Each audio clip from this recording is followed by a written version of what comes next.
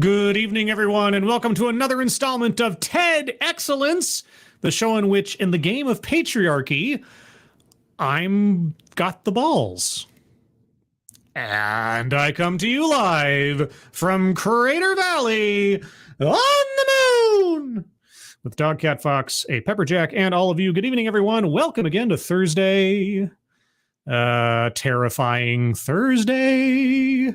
Oh, but I'm not supposed to be terrified because feminism shouldn't scare me, but we'll get to that momentarily. Before that, who's joining me on this beautiful Thursday evening for an adventure into yesteryear? We'll get to that momentarily. Mike R., good evening. Derek LaRue, let me get to that real quick before it disappears. Thank you so much, Derek, as always, for your continued generosity and support. Hope you're having a good evening. Hope you enjoy the show. Who else is here? Young Geezer, good evening. Misinformation, good evening. Jaeger Pony, hello. Noah Sencio, hello. Who else is here? Kiever Dam, hello. Advocatus Diaboli, hello. Scroll. Bridget, hello. Grand Inquisitor Tier, Alexander, hello. Shell D, hello. Resolute Germ, hello. And then chat jump because, of course, it did. Tall Person, hello. Angelverse, hello. Kiro Soldier, hello. Or Karo? Karo Soldier or Kiro Soldier? Or Kiros Saldir? I don't know. Jonathan Peterson, hello. Attack Alpaca, hello. Ercole Di Stefano, hello. Angela Arriaga, hello. And let's see who else. Oh my gosh. Green Badger Outdoors, hello. And I think that's everybody I see. If I've missed you. Oh, No Name, hello. If I've missed you, if you're lurking, if you're in the future, hello. Yes, so tonight is the night when we look at feminism. It's been a while since I've taken a look at the subject of feminism. At least I believe it's been a while. I probably said that the last time I looked at something about feminism. But this one caught my eye specifically because of the title and because of the location at which the talk took place. And let me explain to you why. There's a little bit of a preamble to this one, and I'll tell you why now.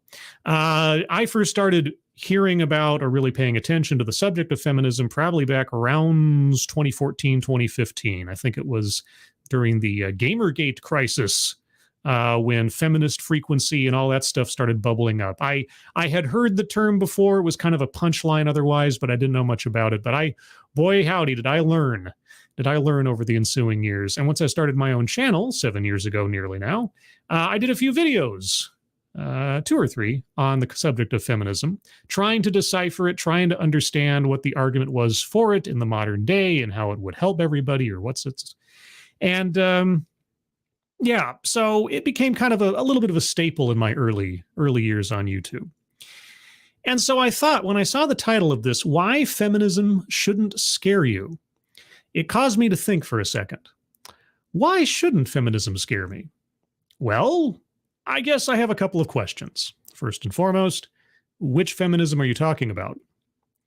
This is something that I have had ingrained in me over the years now, because feminism is a many splendored thing. Are we talking about first wave feminism, second wave feminism, third wave feminism, radical feminism, socialist feminism, intersectional feminism, black feminism, liberal feminism, if I didn't already say liberal?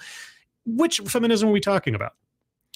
And also, I guess, since it shouldn't scare me, I guess this is going to be a sales pitch. Right? Conceivably, you're going to tell me, I mean, the speaker is going to tell us, well, here are some myths or some things about feminism that people say should be worried about, and here's why that shouldn't be the case.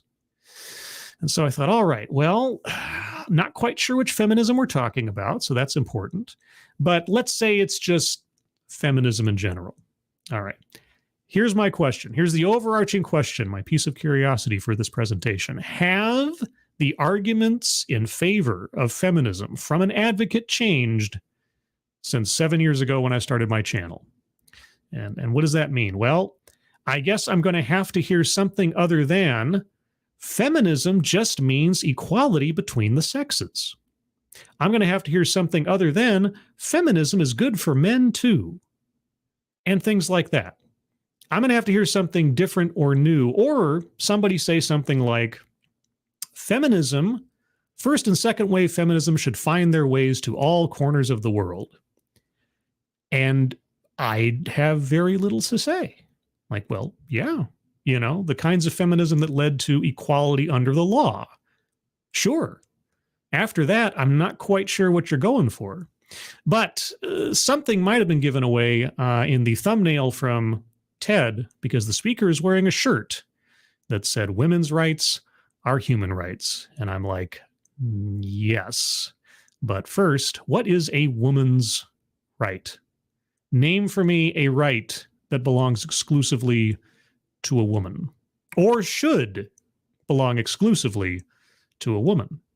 Now, I can think of at least one subject that is very contentious that might come up, reproductive rights. But there be dragons, both philosophically and legally. So I'm not going to try to approach that here. We'll see if our speaker does. Anyway, long preamble, but the basics are, I want to hear what the current modern 2023 argument is for feminism to assuage my quote unquote fears. I'll tell you what, feminism doesn't actually scare me. All the people that declare that they are feminists just means that I have more questions for them. So, with all of that being said, tonight's bingo card is bingo card B. B as in, well, radical feminism, which was the feminism picked off of the poll on Twitter to choose tonight's bingo card. Links to the bingo cards are in the description. If you'd like to join in on the poll each week to decide upon the bingo card, just follow me on X. No longer Twitter, it's X. Follow me on X, scribe_light there on the screen. Also, at the top of the chat box, before I forget, the fundraisers thankfully provided by Keeverdam. Thank you, Keeverdam. Fundraisers for Joshua, Maddie, and Lisa. Joshua needs some help with some financial situations that have befallen him because of garnishments and things. Maddie needs some help paying the deductibles for her cancer treatment. So please, I know I'm playing favorites, but please take a look at that one in particular. And lastly, Lisa and her boyfriend are trying to pay medical bills for their doggo, their pupper. So if you take a look at that one as well. If you can donate, please do. If you can't, that's fine. But if you can share those out on social media, it would be appreciated. Okay, with all of that as a long introduction, let's get right into it. This sucker's only 8 minutes and 30 seconds long, so not exactly a lengthy one. That's what she said. So I'll start off with a few seconds for a sound test. You guys tell me if you can hear it, and we will proceed. A few weeks ago. You guys hear that okay? Now, I'm assuming, and I don't know anything about our speaker, I'm assuming she's either a college student or faculty, perhaps. And since universities are often the, incubation zones for ideas and philosophies and movements and ideologies, it'll be interesting. Let's see. I hear it a bit loud, I think, says Otsan. Is it? Is it too loud? I did boost the audio a little bit. Is it annoyingly loud? Let me give it a second or two. I was getting to know this guy because I was interested in him. Uh-huh. A few days had gone by, but I could tell that the vibe began to shift. Okay. Is that still too loud for anybody else? So Advocata says it's fine. Let's see. Okay. Ostan, you might have to turn it down a smidge, I guess. All right. Oh, and Megan Ring, hello. Anybody else? Brittany Holland, hello. And if I missed anyone else, Roger Reynolds, did I already say hello? Okay. I'd asked him what had happened between us, and he said, I can't date you because you're too feminist. Okay. Well, that's at least that's very blunt. There's no mystery there. Did you ask him to explain? I was immediately taken aback by this, wondering what he had meant by too feminist. And he said, was it because I play rugby and enjoy going to the gym, or because I want to be a doctor? None of those things have anything to do with feminism. Perhaps maybe a little tomboyish, but those aren't ideologically bound. What could it be? I don't know. What kind of things did you say to him? What kind of opinions did you put out there? How did you treat him? Did you ask him? When I told my friends that I wanted to give a TED Talk about feminism, they told me my idea was too broad. Broad? oh man, whether you meant to or not.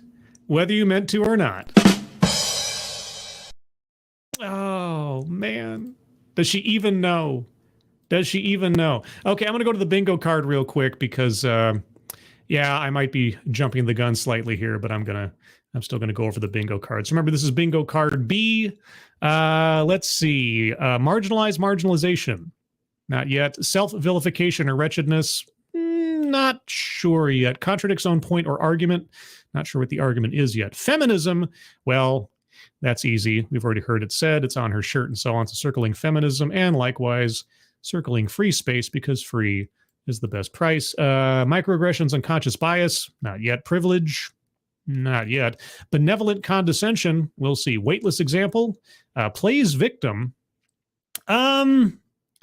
I'm not going to count being dumped by somebody, whatever their reason is, playing victim. That's just, that's just life. Collectivize his own demographic. Might already be there just by saying feminists. Well, we'll see if she says feminists or if she says feminists like me or something like that. Excuse me. Economic disparity, argumentative non sequitur, attempt to coin new buzzword or buzz phrase. I'll be surprised. A list. Remember, there has to be some kind of formal list within the presentation. Mind reading assumes motives. We'll see. Patriarchy. We'll see. I mean, just because feminism is present doesn't mean that patriarchy will be mentioned, but we'll find out. Anecdote that probably never happened. I can believe someone dumped somebody else. I can see that. Diversity, equity, and or inclusion. Not yet. White supremacy. No. Childhood or family anecdote. Not yet. Systemic or institutional. We'll see. Leaves out vital context. Guess we'll find out. Sales pitch for product or service.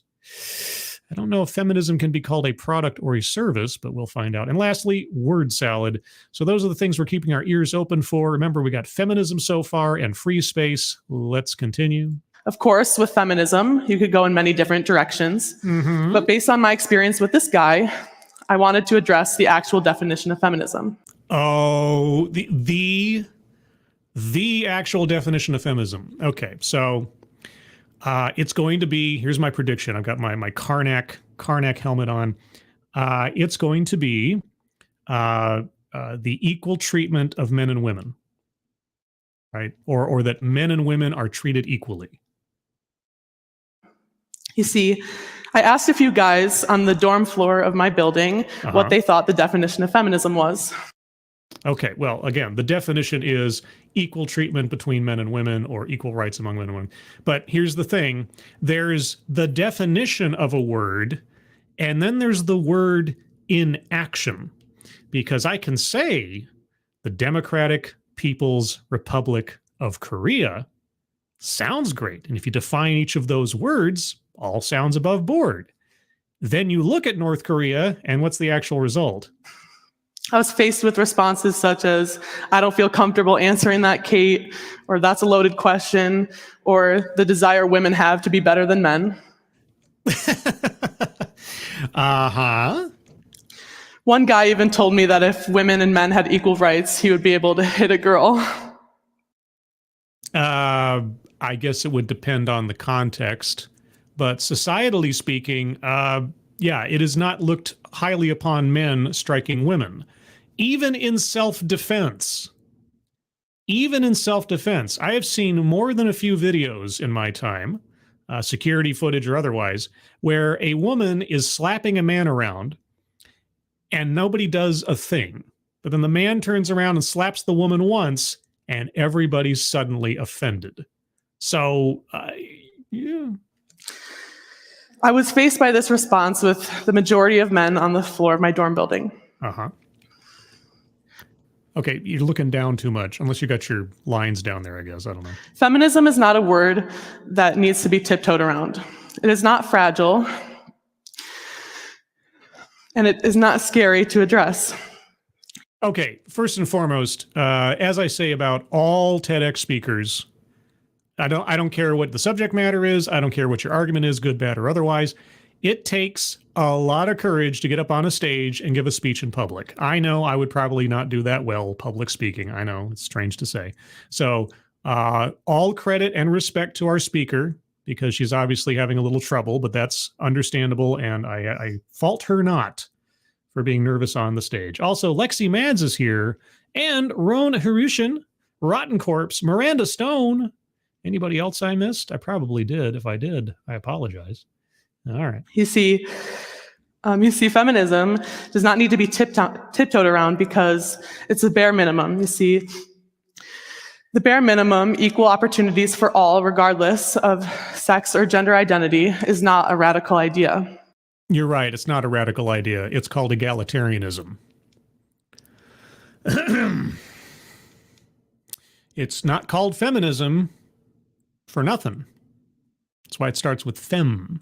If you actually believed in the sentiment that you're expressing, you would be advocating for egalitarianism, but you're not.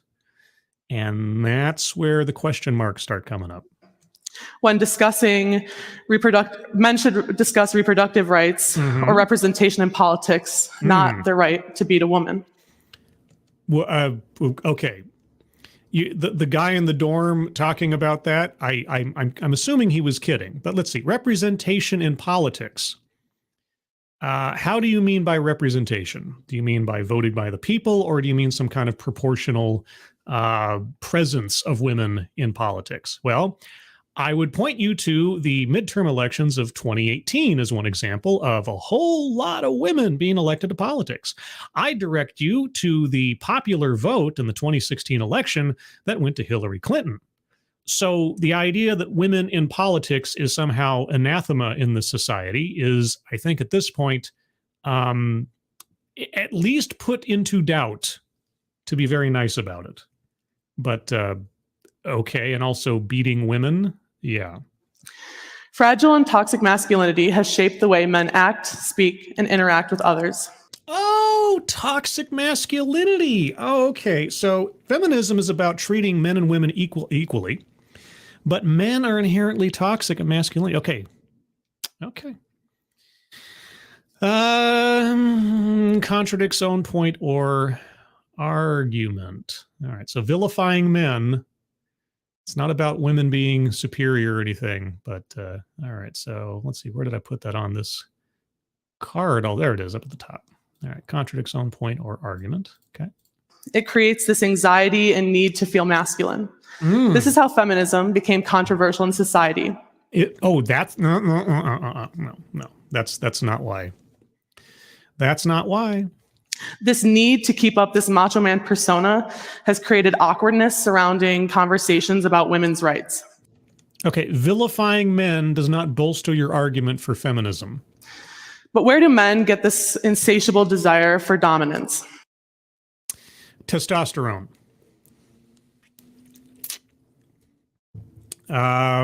Or you might look at it now.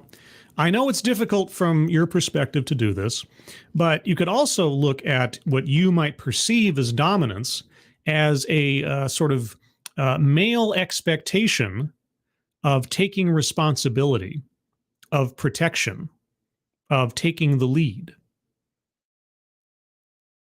It could be. I mean, what is it that you feel is dominant? So the unfortunate part about this argument is you started it by telling us about you broke up with a guy who wasn't jazzed about how feminist you were.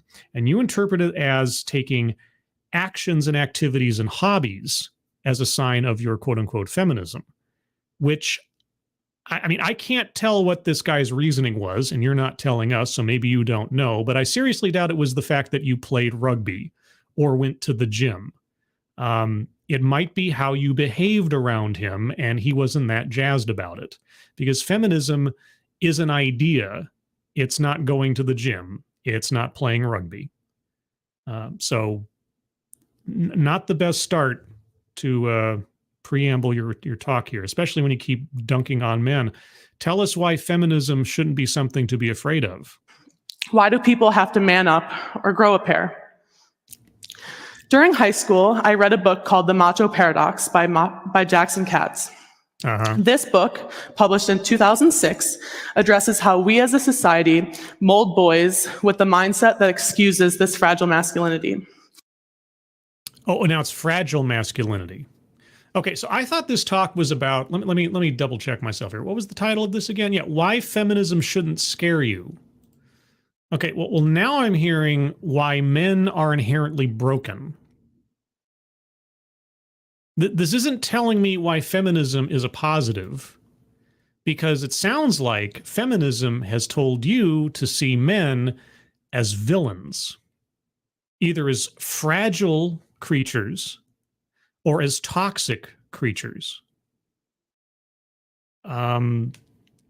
So, I mean, feminism still doesn't scare me, but if feminism is teaching you that, I think anybody thinking about becoming a feminist by our speaker's definition should be wary.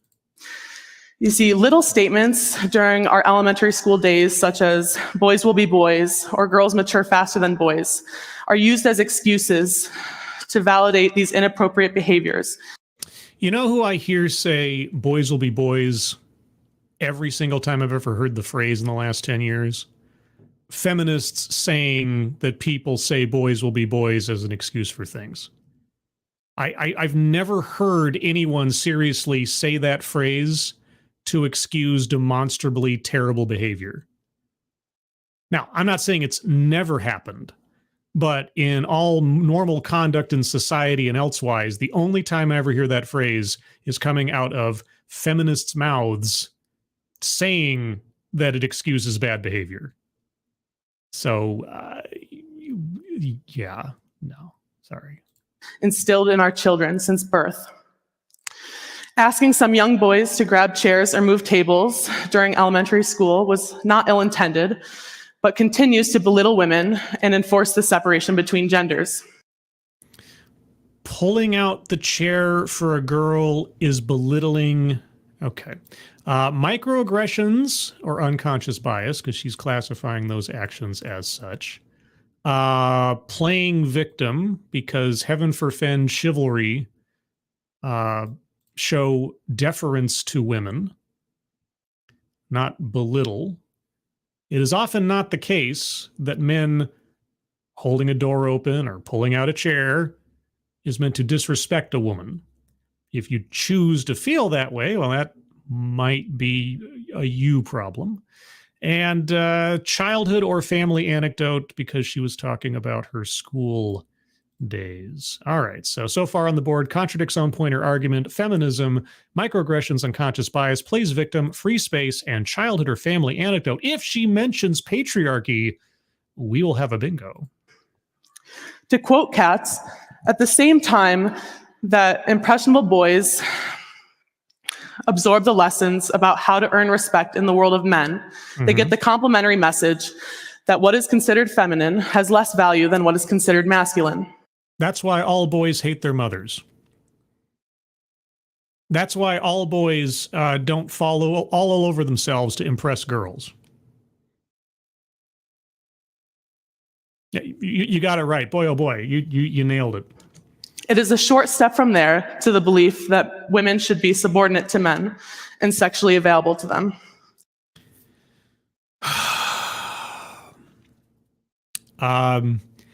If you say so. But here's the thing. What if a woman chose to be so? Not forced into it. What if you had a woman who enjoyed cooking dinner for her man? What if you had a woman who was submissive just by nature and enjoyed that? And she made that choice of her own free will, and that's how she chose to express her femininity. Would you call that woman a good woman? Would you believe her if she said she was also a feminist? Okay. As young boys and girls grow up in a world shaped by these views, they form very different habits and lifestyles. You have absolutely no idea what it's like to be a boy. 100% absolutely no idea what it's like to be a boy. So talking as though you were an expert, no. As young girls grow into young women and adults, and playing dress up and playing with dolls becomes partying and dating, it becomes increasingly important to learn how to protect ourselves in a way that men never have to experience. Really? Okay, how so? See, when going to a party, it is programmed in our heads to never come back to your drink if you set it down. I practice that. You don't think men can be dosed? Watch your drink getting poured. Yeah. I've been to parties where everybody got their drink spiked who wasn't looking. That's just okay. Travel in groups constantly. Yes, there is safety in numbers. Walking alone at night in the dark is less advised than walking with at least a buddy system kind of thing, regardless of your gender, but okay. And never wear anything too scandalous. Depends on what kind of club you're going to. In everyday life, it plays a role as well. Wear or carry pepper spray with you at all times. That's a personal choice, and I know men that do it too, on a keychain or something. In your purse, in your car, at home. Make sure you carry your keys in between your fingers to use as a weapon. That is a terrible idea. That will mess up your hand. If you actually, I've seen that advice before. I've also seen somebody demonstrate what will happen to your hand if you actually end up hitting somebody with those keys. Doesn't work like that. So don't do that. Lock your car door as soon as you get in your car. That can be, nothing you have mentioned so far doesn't apply to men as well. I'm sorry, for the most part. I mean, wearing something controversial or scandalous, I'm not quite sure if there is a male equivalent to that, depending on the circumstances, but all the same. And park in well-lit areas. Yeah. And make sure you go on a date in a public place. I mean, the list is endless. Yeah, because men have nothing to fear from women on dates, as many a true crime video has taught me. We grow up with this target on our backs in a way that men will never have to experience. Horse hockey. Horse hockey. Here, I want you to think about something. I just, hypothetically speaking, imagine, if you will, that you are, and I know this is kind of tough, that you are a boy, and you happen to be smaller than the other boys. You happen to be more shy than the other boys. You wear glasses in elementary school, and other boys sure like to make themselves feel good by beating you up. Now, imagine you live in the same house, in the same town, the entirety of your elementary through high school years, with the same people who beat you up, picked on you, and so on and so forth. The only community that you know year by year over the course of your growing up are the same group of people that you didn't feel comfortable around when you were a little kid, all the way up through when everybody is practically a grown adult. You tell me that I hadn't felt like I had a target on my back most of my growing up. You have, okay, I'm sorry. I'm going to circle Collectivize's own demographic, because now she's said that all of this applies only to women, etc. and so forth, which is not true.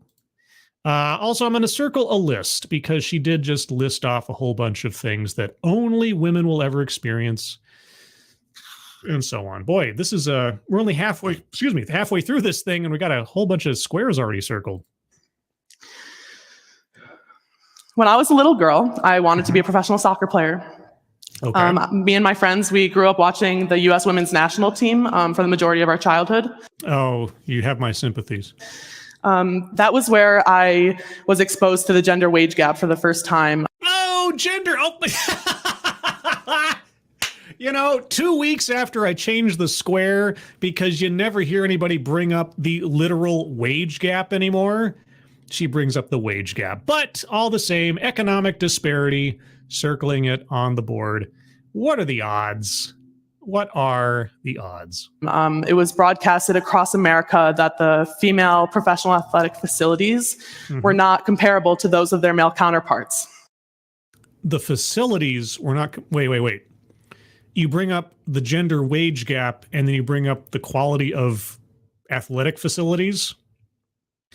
I think we've had a disconnect here. It was broadcasted that the women's team made significantly less than the men's team. Do you know why that is? Do you know why that is? Even though their continued success proved that they deserve to be paid equally. No. Where does the money come from? Where does the money come from?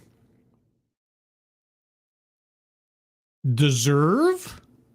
Deserve. Okay, so first you bring up the gender wage gap, which is an earnings gap, not a payment gap. So you even though that information and whittling down the disparity between how much men make in aggregate in a year's time working full-time versus how much in aggregate women make in a year's time working full-time, even though the gap between those two numbers has been studied and whittled down to the tiniest degree to where you could maybe say approximately 1% of the difference between those two numbers might be explained by sexism. But you don't know that or don't choose to look that up. Then you talk about the facilities between the two soccer teams. I am not going to extrapolate on that, so I don't know what you're talking about otherwise. And then what they deserve to be paid. Okay. Yeah, this is... Some of the examples are more modern. I'm having flashbacks to 2015. It was disheartening and honestly discouraging to see that the opportunities that boys had would catapult them further in life just because of their gender. You want to give me an example? And you want to give me an example? No? Okay. You know, it became broadcasted across America that, you know, women make 78 cents to a white man's dollar. Earn.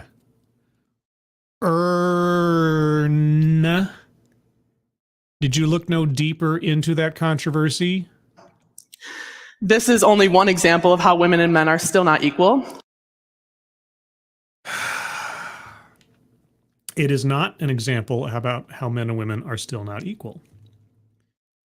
All right. Take a look at hours worked. Take a look at full-time versus part-time. Take a look at what kinds of careers in aggregate men are in versus women. Take a look at women dropping out of the workforce to raise their children, which is a choice that they make. And on and on and on. Once you start controlling for these other factors, looking at the earnings gap between men and women, yeah, the amount of money supposedly lost due to quote unquote sexism, again, shrinks down to practically nothing. But apparently, we're still stuck in 2014, 2015. But this extremely popular statistic I just shared is only for white women. Okay, and what does that have to do with anything? Tell me about race now. See, black women only earn 64 cents. Oh, excuse me, what was that word you used? Did you say earn? Earn? Oh, I thought it was make. To a white man's dollar, and Hispanic women only earn 56.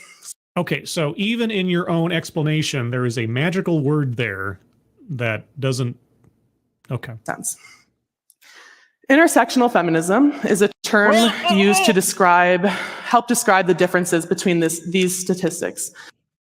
No. Intersectionality is a derivative of critical race theory that was created by Christine Crenshaw back in the 90s as a legal argument to try to bolster a client of hers argument that she was being discriminated against by a company. And see, here was the situation. She had a client who was a black woman. And the black woman client said that she had been discriminated against by a company in some kind of employment or payment situation. And so the problem is that the company employed both women and black people. So the idea that they were either racist or sexist, there wasn't any evidence of this by anything that the company had done. Said Christine Crenshaw. See, here's the thing. You don't discriminate against women. and you don't discriminate against black people. But you see, my client is a black woman, and the intersection of those two elements as compared to the population demographics of your workforce means you do discriminate against them because there's not very many black women in your company. It's all gobbledygook, but it's been turned into a zillion different things. But okay, let's back up. Tell me about intersectional feminism, even though it was created specifically for black women. Or are you going to apply it as it was originally conceived? Term used to describe how... Oh, pardon me. Yes, Advocaz, Kimberly Crenshaw. Did I see Christine Crenshaw? I apologize. Kimberly Crenshaw. Thank you, guys. I get my brain all filled up with trivia and things. Okay, let's back up a little bit. Is a term used to help describe the differences between these statistics. Too often, people address these kind of vulnerabilities using one-size-fits-all solutions. Okay. Intersectional feminism allows us to take a step back and allows us to view other people's experiences apart from our own. And it allows us to acknowledge that people experience discrimination in many different ways. Sort of like saying that all men are toxic and or their masculinity is fragile. Is that what intersectional feminism teaches you? Because just a few minutes ago, I was told that all men since boyhood are taught to be dominant and disrespectful and toxic and their masculinity is fragile and on and on. But intersectional feminism teaches you to step back and really assess people on their individual experience. Oh, okay. All right. Well, glad for that. Glad to know. And also, I am glad that she actually defined which branch of feminism that she's talking about. It only took 3/4 of her talk to get there, but all right. So intersectional feminism. Another term, white feminism, is a term that highlights the struggles of white, straight, middle-class women while disregarding and dismissing those of black women, LGBTQ women, and women of other minority groups. Okay, so again, so now she wasn't just talking about intersection. She's talking about, whoa, I'm getting my mind blown here. So she's going over different kinds of feminism in the same speech. Okay, so there's intersectional feminism, white feminism.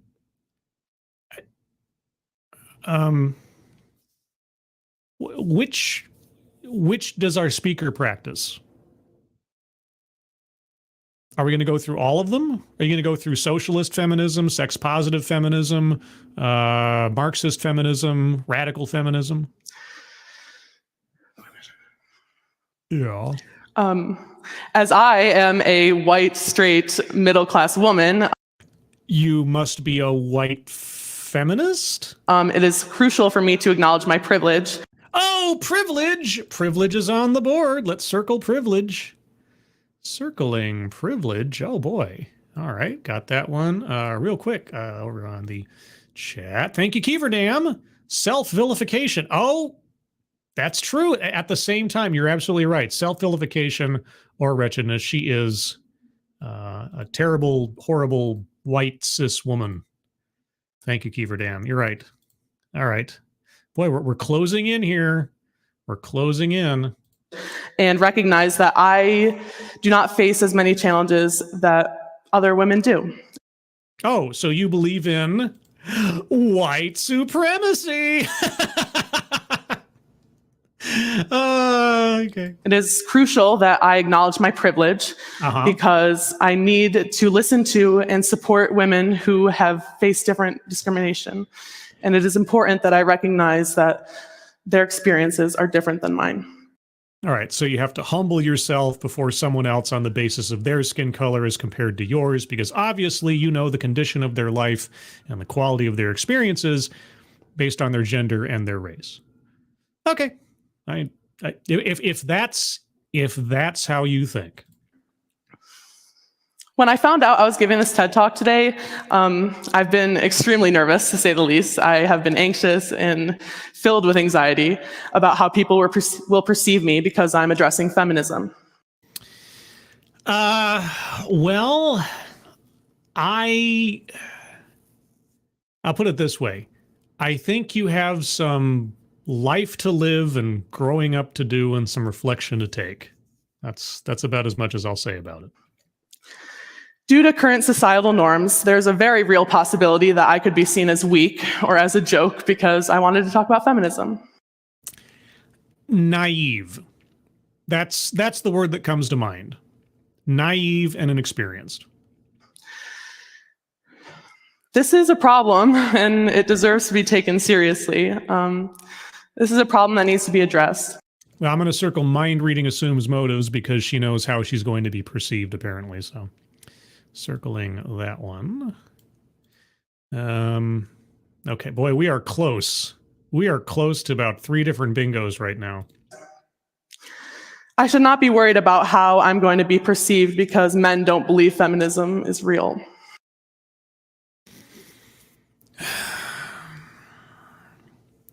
It's not that men don't believe feminism is real. I mean, in so much as feminism can be real, it's an ideology.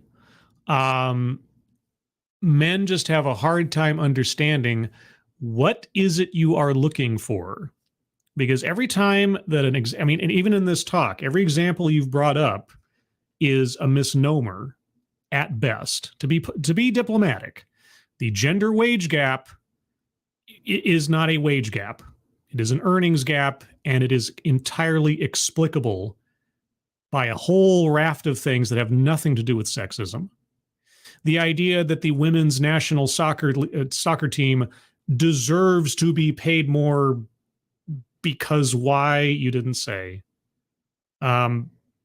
It's if our speaker was saying, and I think I mentioned this earlier, if our speaker was saying first and second wave feminism would be a good thing for every country on this planet. Right? If our speaker came out and said that, like I said, I would have very little to argue with, very little to critique. Because yes, if men and women had equal rights under the law in every country on the planet, and they were actually enforced effectively in some way, shape, or form, sure. But she's not talking about first wave feminism. She's not talking about second wave feminism. So far, she's mentioned intersectional feminism, white feminism. I'm surprised she hasn't mentioned radical feminism. And did she define which one she's a follower of? Or did she just mention white feminism because she had to concede its existence or something? I don't know. Anyway, we've got 32 seconds left.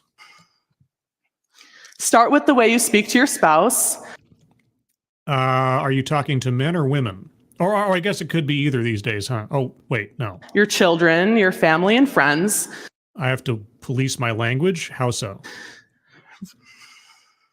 Recognize that if it isn't intersectional, it isn't feminism.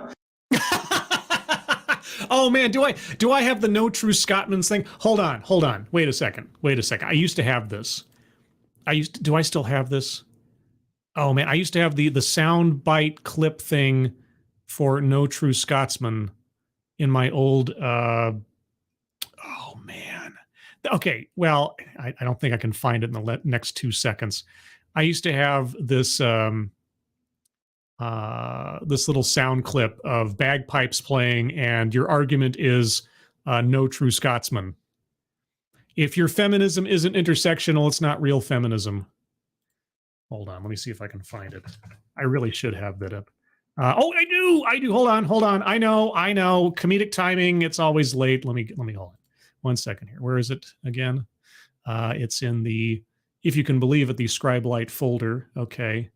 No true Scott. Okay. All right. 1 second. I want brand. I want video clips. Yes. I'll go back and edit this all to where it makes perfect sense. That's what I'll do. Okay, hold on. This and I know this is terrible. I'm terrible. No, come back. Where is it? JKLM. There it is. Okay, this, yes. Okay. And. Okay. All right, let's try that again. I'll do some fancy editing. The way you speak to your spouse, your children, your family, and friends. recognize that if it isn't intersectional, it isn't feminism. And then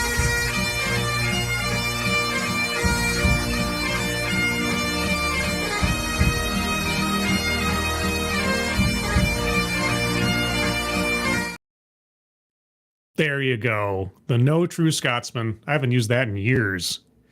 Oh my gosh. Start with checking how your privilege could have impacted your experiences and how people may have had different experiences than you and how their experiences could be just as true as your own. Unless they're a man, because obviously they're toxic and or fragile and or dominant and or inherently villainous, you know, aside from, you know, that half of the population on the planet. Make the change. Thank you. Okay, well, if you might have noticed, I was not particularly convinced. I didn't hear anything new, and I'm actually kind of disappointed that in the years since I started first hearing these arguments, they haven't been modified in any particular way and haven't been improved upon in any particular way. Oh, well, them's the breaks, I suppose. So let us move on to the bingo card. So I'm going to do one more pass over the bingo card. If you have any arguments for squares to be circled, please hold on to them. That's where we're at. Holy cow. All right. Marginalization. Yes, when talking about the earnings of Black and Latina women or Hispanic women, she effectively talked about people being marginalized as compared to white women. And consequently, holy cats, guys, if you can believe it. Oh, won't somebody please? Bingo. B-I-N-G-O. Okay. Right? Bingo. What? Of course! Double bingo. Let us continue. Benevolent condescension. Yeah. Here's how to talk to your spouse, your children about intersectional feminism. Everybody deserves to have their experiences given weight and respect and everything, unless of course you're a man. Yeah, just a little bit, weightless example. Here's the thing. I don't know if it was a good example or not because she didn't tell us. Well, two things in particular. One, what her potential boyfriend meant when he said you're too feminist. She didn't. I mean, I suppose he never told her. He just said that and walked away, and she never asked. I guess that's possible. But the thing that with the soccer facilities, I mean, just what does that have to do with the wage gap theory? I don't know. And so it just didn't feel like it belonged anywhere. And so consequently... Ooh, that's a bingo. Right? Yeah! So there we go. Another bingo. Moving on. Argumentative non sequitur. Something she brought up and didn't bring up again in some way or had nothing to do with anything. That's tough because this was a very cursory sort of presentation. I can't think of a direct example, so I'll leave it there. Attempt to coin new buzzword or buzz phrase. No, nothing that she said in here was an attempt at a new buzz phrase. Patriarchy. I was waiting to see if the word would ever be said, but it was obvious that the implication was there the entire time, and especially in the things that she said about men and their differentials with women and so on and so forth. And so... I had a dog, and his name was... What? I had a dog, and his name was... Bingo! Of course! Bingo! Oh my gosh. All right, anecdote that probably never happened. The only anecdote that she really gave, let's see, well, the dating thing at the beginning, and then she talked a little bit about being in school as a kid, but I didn't hear anything that sounded, completely untoward. So, and everything else that she gave was sort of a hypothetical, as far as I recall, like what you should do to protect yourself. So, I don't think there was anything in there that sounded too far beyond the beyond. Diversity, equity, and/or inclusion. Surprisingly enough, no. There was no DEI talk in this. Systemic, institutional. I could see an argument made. She talked about society and so on. I don't know. I might need a good argument for that one if I'm going to circle the one. Leaves out vital context. Yes, the wage gap. It is.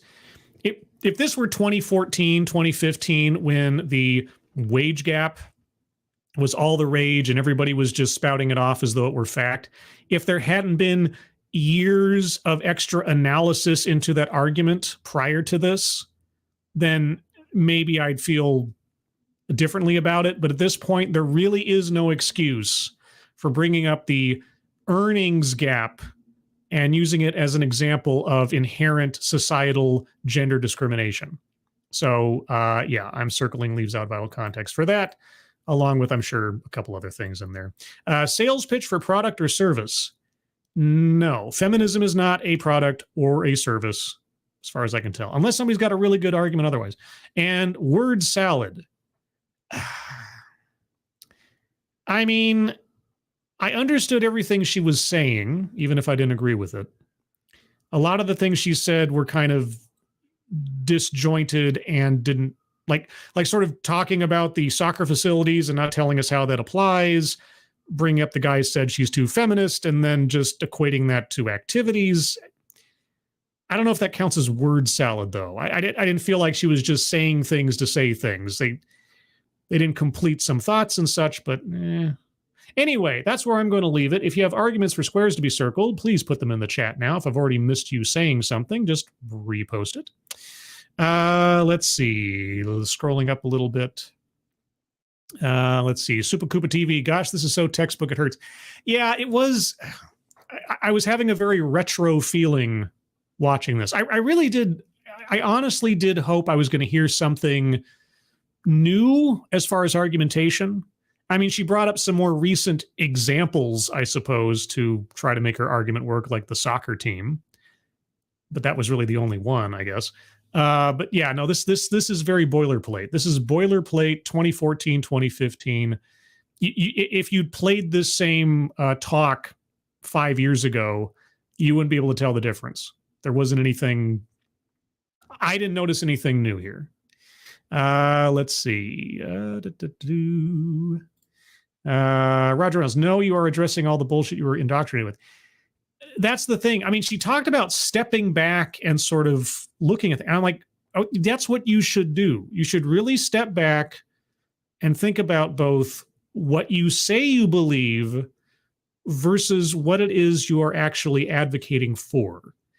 That's why you have to be wary of the quote unquote definition of the word and the actual embodiment of the concept, because these two things are not mutually exclusive. All right, just, or can be, I should say. Let's see, moving on. Can be, but not necessarily. Rotten Corpse. Oh, I see her as a joke because she doesn't know what she's talking about. She thinks she does.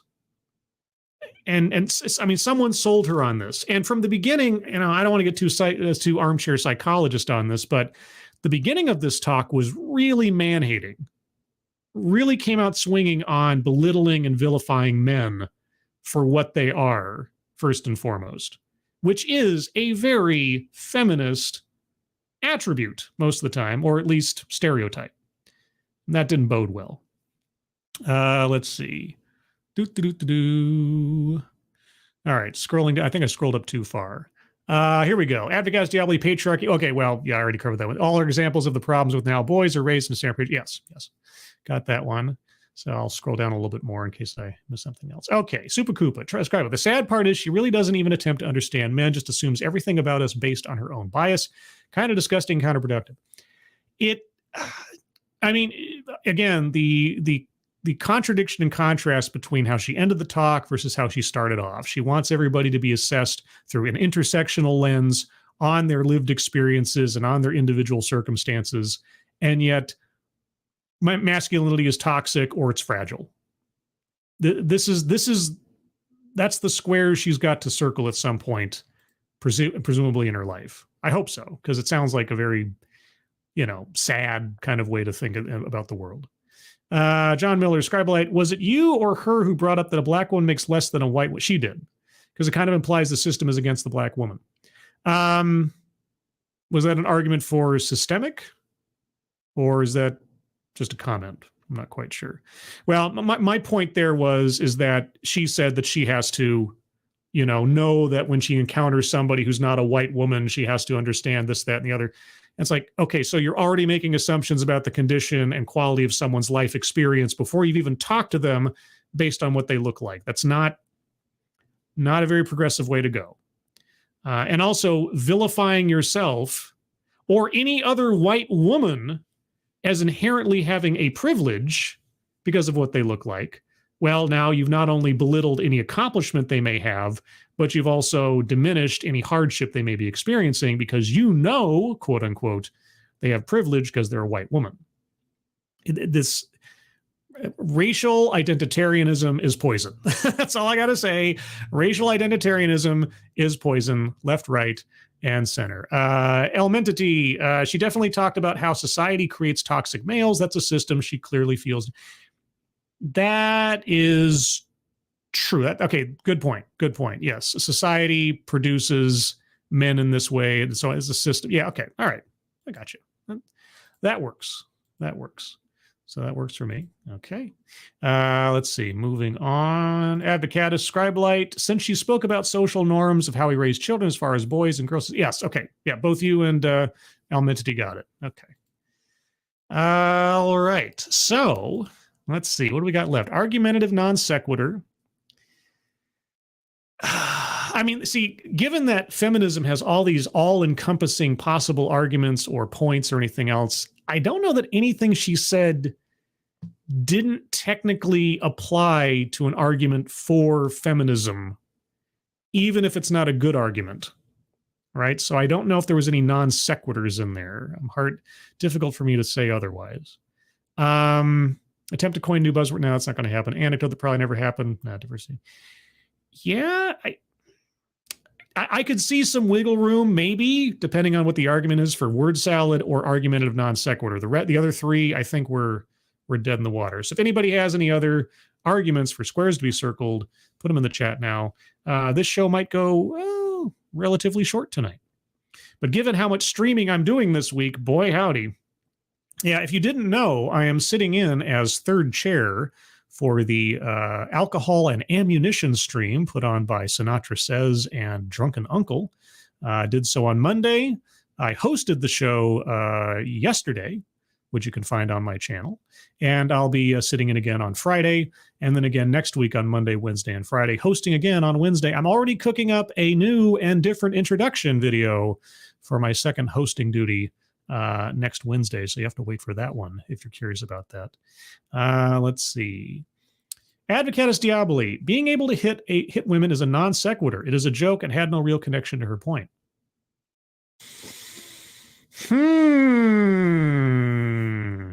And Mike R, just before you, I'm kind of leaning towards the being able to hit women reason as an anecdote that probably never happened. Okay, well, now you see, I could see some guy joking about that or being a little bit sarcastic wry about that point when she asked the men in her dorm about feminism. So I can believe that as an anecdote, but Advocat is saying that it is a non sequitur to the rest of her argument.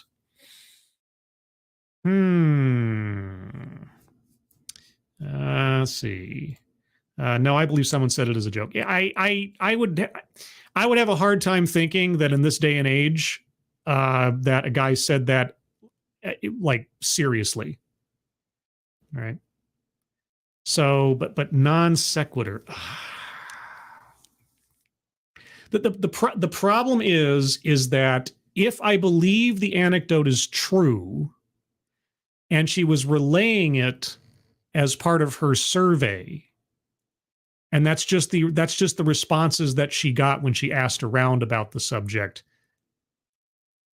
It is part of her presentation and the argument. It's not entirely disconnected.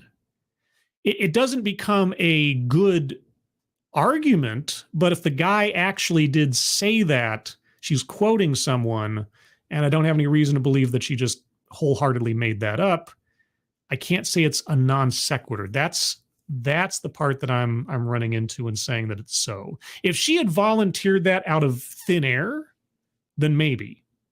But she made it part of her story leading up to her. Yeah, so yeah, that's the dividing line.